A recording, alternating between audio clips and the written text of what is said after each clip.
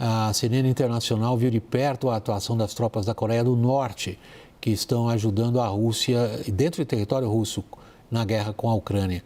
As forças especiais de Kiev dizem que os soldados enviados por Pyongyang adotam estratégias de combate e táticas antigas, em boa parte suicidas. Confira na reportagem do correspondente Nick Patton Walsh. Estas são as primeiras imagens em campo da captura de tropas norte-coreanas pela Ucrânia. O soldado está ferido, mal consegue andar, mas eles o carregam. O bombardeio russo se intensifica para evitar a captura. Um prêmio incomum, puxado através de arames na luta brutal da região russa de Kursk contra um inimigo radicalizado, quase suicida, mas que nunca viu drones na guerra antes. Всі вони молоді, свіжі, витривалі. Há um desafio único aqui. A Ucrânia quer capturar soldados, mas os norte-coreanos parecem preferir morrer.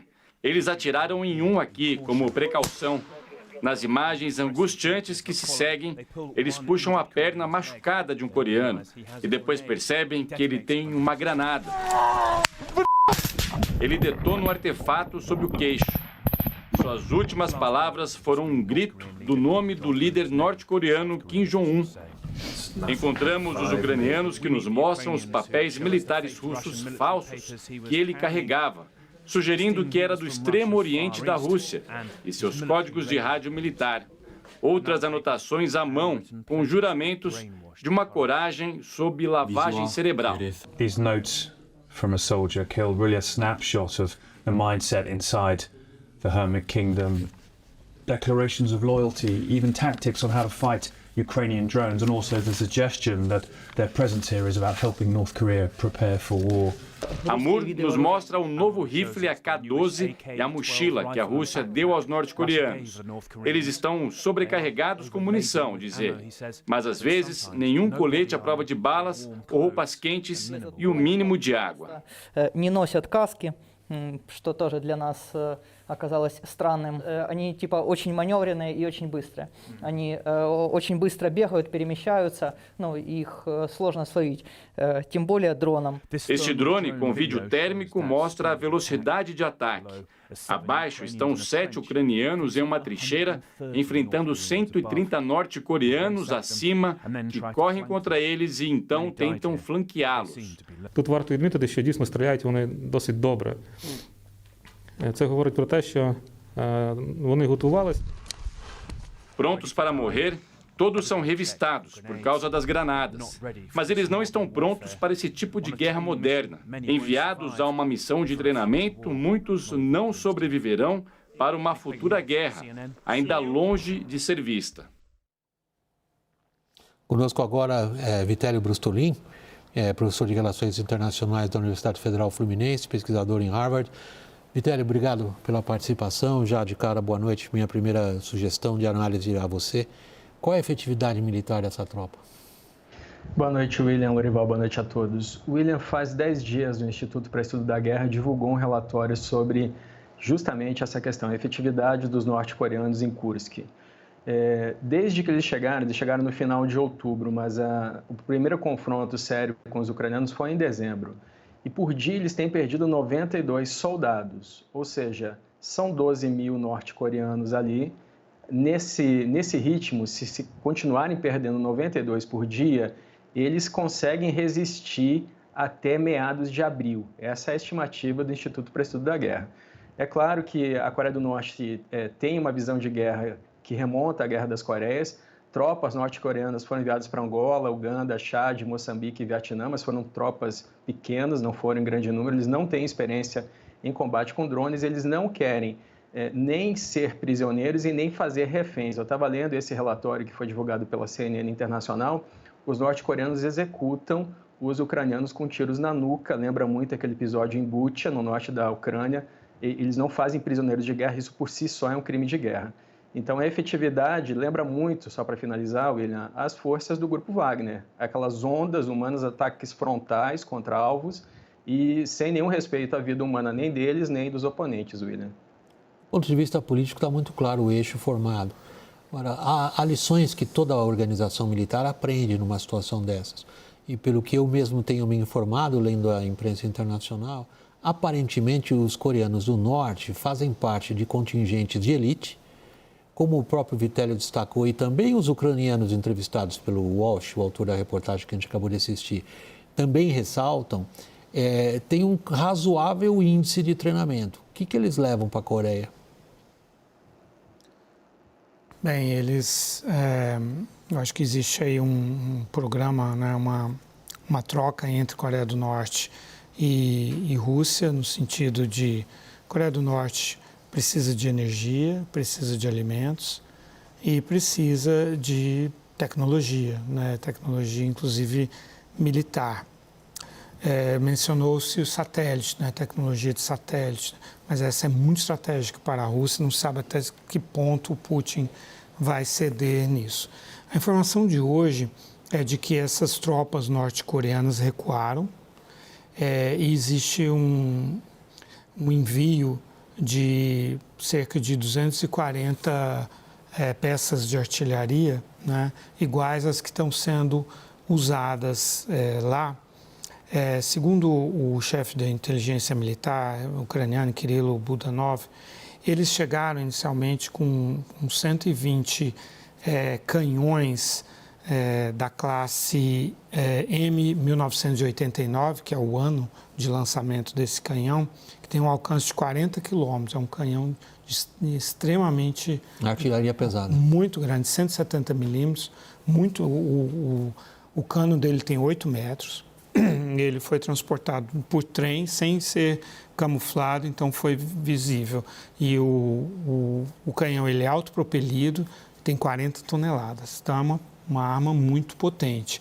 E ao lado disso também um lançador múltiplo de foguetes, que é da classe M1991, de novo esse é um ano de lançamento, e que agora, aparentemente, já estão sendo enviado um novo carregamento também de 120 de cada um desses dois tipos de armamento. Então, aparentemente, a ênfase agora vai ser um pouco maior na artilharia, né? Que é a doutrina tradicional soviética. Exato. Mas eles não vão dispensar também, vão chegar mais soldados também. E aí eles lutam, me lembram, né, os kamikazes japoneses que morriam pelo imperador, que era um representante do deus Sol, né? Da mesma maneira, eu tive 2 vezes na Coreia do Norte, o Kim Jong-un é um deus, né, para os norte-coreanos. Ele é a representação de Deus, e até esse canhão é chamado de Juche, que é o nome da filosofia, da ideologia lá norte-coreana. Teve um desses que, ao ser preso, ao ser rendido, melhor dizendo, ele estava com uma salsicha na mão. Uma salsicha, uma granada e uma faca, segundo os soldados que o renderam. E aí mandaram ele soltar tudo e a salsicha ele não soltou, o que para mim é muito significativo, né? Os norte-coreanos, em geral, não têm acesso a proteínas. Para quem nos acompanha e tem uma visão tristemente plástica do que você está falando, sim. Os 2 filmes do Clint Eastwood sobre os combates em Iwo Jima trazem bem essa postura do tipo de combatente que os ucranianos estão enfrentando agora em território russo, quando a gente fala dos norte-coreanos. As cenas do filme são clássicas. Os prisioneiros, eles se matam com granadas. Um deles se jogou contra um poste para tentar morrer e não conseguiu. E eles servem de isca, né? Geralmente são pequenos pelotões com 7, 5, 6, e um deles o cabo ordena que ele seja a isca, então ele fica ali atraindo o drone, enquanto os outros disparam contra o drone para tentar derrubá-lo. Coisa que os alemães na Segunda Guerra chamavam de cachorro de mina. Eles mandavam um cachorro explodir primeiro as minas. Vitélio, que os russos estão conseguindo, afinal, com o emprego desse contingente norte-coreano? William, quando os norte-coreanos apareceram no campo de batalha, os russos negaram, até hoje eles negam, né? Eles dizem que não são soldados norte-coreanos, que são soldados russos mais a leste da Rússia, mas não tem como negar, os norte-coreanos morrem gritando o nome do Kim Jong-un, eles não falam russo, eles escrevem no idioma norte-coreano, que é similar ao da Coreia do Sul, mas tem maneiras próprias, porque nesses últimos 80 anos os idiomas foram mudando. Então, o Putin consegue soldados. A estimativa, quando os norte-coreanos chegaram no campo de batalha, é que o Putin estava conseguindo de 25 a 30 mil soldados por mês, que é mais ou menos o que ele vem perdendo nessa guerra. Então, ele precisa de contingente. As pessoas podem dizer que a Ucrânia também perde soldados, é verdade, mas o atacante sempre perde mais soldados, ainda mais com esse tipo de tática de ataques frontais, de ondas humanas, que é o que a gente está vendo os norte-coreanos fazerem, como faziam as tropas do grupo Wagner. O Prigozhin, inclusive, reclamava muito disso, se insurgiu contra o Putin, uma das razões foi essa, a tática utilizada. O Putin consegue, além desses soldados, as munições que ele precisa para a artilharia dele, que é do padrão soviético, os norte-coreanos também têm isso, e consegue soldados que vão fazer de tudo para não se entregarem, inclusive quando estiverem feridos e prestes a virarem prisioneiros, se explodirem, como você acabou de falar, William. Lorival, agora ampliando um pouco para a questão Putin-Trump. É evidente que se alguma coisa está sendo programada em termos de negociação, do ponto de vista russo, está fazendo sentido ampliar as operações militares. Para criar fatos consumados no terreno. Mas está conseguindo? Eles estão expandindo, eles estão avançando milimetricamente, que tem sido a dinâmica nos últimos anos, né, desse conflito, no caso da Rússia. Eles, e aí hoje os ucranianos estavam dizendo que eles começaram a adotar táticas mais inteligentes, que em vez de entrar de forma frontal num dos vilarejos que eles estão tentando conquistar, são dois que estão em disputa atualmente no leste da Ucrânia, eles estão tentando cercar o vilarejo, né? E a dúvida é se eles deixarão uma área de escape, né, para evitar mais confronto, e aí os ucranianos poderiam sair por aí se realmente forem derrotados, ou se eles vão cercar realmente para lutar até a morte. Isso ainda não está claro. Mas eles estão, sim, avançando muito milimetricamente, de forma pouco significativa, considerando o que o Vitelli falou, que é a perda gigantesca em homens, né? Então, nenhum outro exército, certamente nenhum exército ocidental, nenhum país ocidental, nenhum país democrático aturaria um nível de baixas como esse que a Rússia está principalmente se tratando de uma guerra que é uma guerra de escolha, que não é uma guerra de defesa da soberania, né? Você está usando aquela guerra de escolha, de guerra de necessidade, não é uma guerra de necessidade, Exato. É uma guerra de escolha. Vitélio, e do ponto de vista da Ucrânia, que capacidade tem de resistência ainda? William, os dois lados estão esgotados, né? A Ucrânia negou recentemente que tenha perdido a ajuda militar dos Estados Unidos, porque quando o Trump tomou posse, ele suspendeu por 90 dias todos os auxílios, exceto aquele para Israel e para o Egito. Mas no dia 12 de janeiro, o Biden já tinha entregue o último pacote de ajuda à Ucrânia, e nesse momento ela tenta convencer os líderes europeus de que essa guerra não vai acabar na Ucrânia, que ela é uma guerra de anexação que deve se expandir para outros territórios. O Zelensky tem feito campanha, inclusive agora que se lembra os 80 anos do Holocausto, o Zelensky tem feito esse chamado aos países europeus.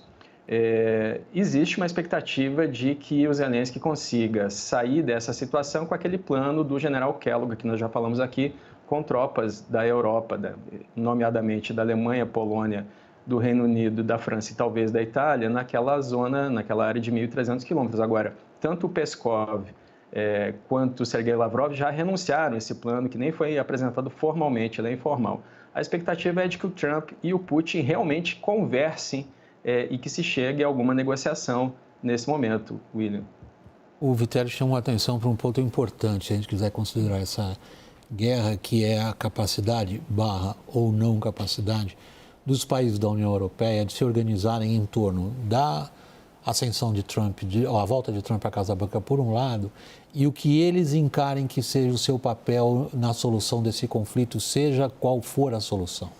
Por exemplo, mantendo uma força que vai vigiar não sei que tipo de cessar-fogo, não está claro para mim. Como é que está essa, digamos, postura europeia? Pois é, essa é a parte que cabe a eles, né? Os Estados Unidos continuam na dianteira, né, dominando a dinâmica e o desfecho desse conflito. Eles teriam esse papel quase, embora muito importante, mas secundário, de fazer esse monitoramento dessa linha de cessar fogo, né? Mas os russos não podem aceitar isso realmente, porque isso configuraria uma proteção da OTAN à Ucrânia.